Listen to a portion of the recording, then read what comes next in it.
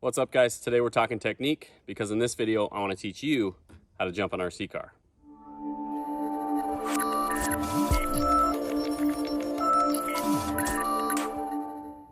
Now this is going to be part 1 of 3 of a short little series I'm doing on driving technique, and without a doubt, jumping these things, getting big air, and landing them perfectly is one of the coolest parts of driving an off-road RC car. So that's where we'll start.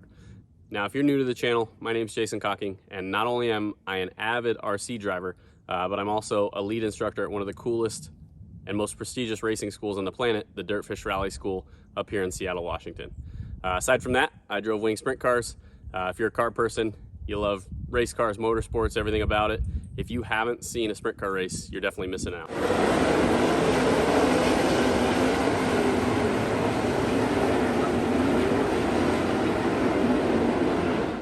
But enough about me, let's talk some jumping techniques.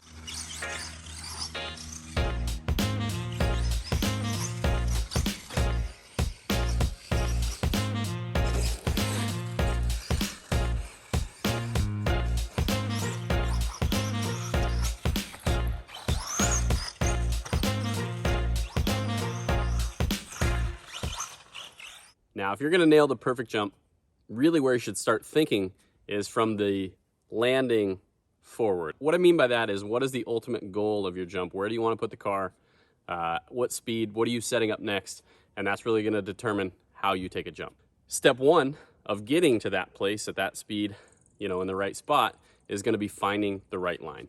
And especially for people that are new to RC and you're trying to learn how to drive these things, I see a lot of people overcorrecting back and forth and making a lot of left, right, left, right. So you really want to get good at finding straight to set up a good, nice jump. So figure out where you want to put that car and work on your ability to find straight. A couple ways you can do this is just working on that in particular. Dirt oval, of course, is a great way to do it because you're only turning, you're not necessarily worrying about the jumps, you're just worrying about finding straight. Now, once we found the right line, the second step to nailing that perfect jump is going to be finding the right speed. Now, again, we want to think about where we want to end up, what speed we want to be at, where we want to place the car for what's next. So finding that right speed is going to be paramount to getting it there.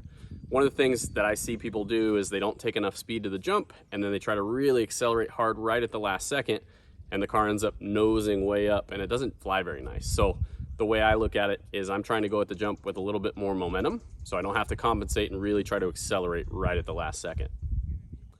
All right, now that you've got the line and the speed right, the third step is really simple. Probably the easiest part is a big lift off the gas, okay? And when I lift is right as I reach the lip of the jump when the truck or the car is about to take off. Now, if you're really holding the throttle wide open and you hold it past the takeoff, that's gonna make the car nose up on takeoff, so you might have to react and fix it. Same thing as if you lift early. If you don't have enough speed, the car might nose down, so on and so forth. So I try to lift right at that takeoff, okay? If I have way too much speed, I might lift early and let the car fly off the jump. But it really depends situationally. Now, this is one of the most crucial steps. Step 4 is going to be to react immediately and really be ready to react as soon as the car takes off, because these things are fast. You only have so much time to react to these things. So if the car noses down, I'm going to grab a touch of throttle. It might be a big throttle if you see the car really nosing down, or it might be just a blip of throttle just to square the thing out and try to set up for the landing.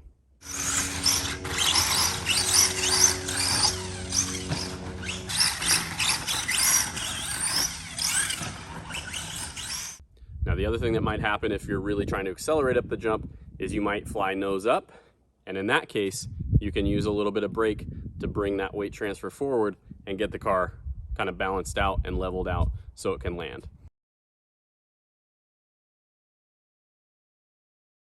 Even cooler than that, some of the really good drivers like the pros can proactively control the car in the air, and if you turn those front tires, you can also get side-to-side pitch, and you can do what we call throwing whips, or catch some of those whips or off-balance jumps that you see the car do, whether it's a little bit of an irregularity in the jump surface or face, whatever it may be that causes the car itself to jump off axis, you can actually catch that stuff by turning and using either gas and brake in the same way as you do forward and back, by turning those tires and making it do it side to side. So it's pretty darn cool that you can really control these things in the air and get them to do what you want them to do, the better you get. Like I said, you can proactively do that stuff. You can turn the car in the air to set up the next corner, whatever it may be.